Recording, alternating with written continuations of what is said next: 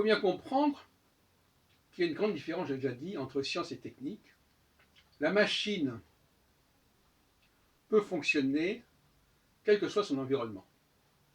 Alors que dans le domaine de la nature, tout est lié. Et c'est ça aussi le problème écologique. C'est qu'il ne faut pas confondre la nature, les règles de la nature qui sont de l'interdépendance, et les règles de la technologie qui sont dans les spécificités des automatismes.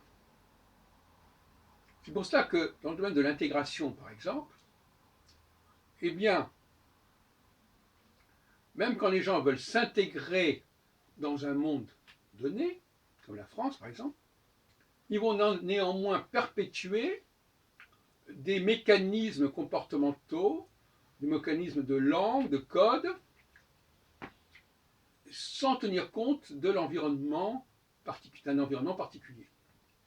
Et c'est ça souvent là où le bas blesse, c'est qu'on ne comprend pas comment on peut à la fois s'intégrer dans un ensemble et perpétuer des pratiques particulières et spécifiques. Et je crois qu'il est important au niveau de la philosophie politique de le comprendre, au niveau justement qu'une société fonctionne à plusieurs strates, à plusieurs niveaux, sur plusieurs temporalités et sur plusieurs spatialités. Il y a une spatialité très générale, et puis à l'intérieur de spatialité générale, il y a des spécialités plus réduites, plus limitées, qui ont chacune leur mode de fonctionnement.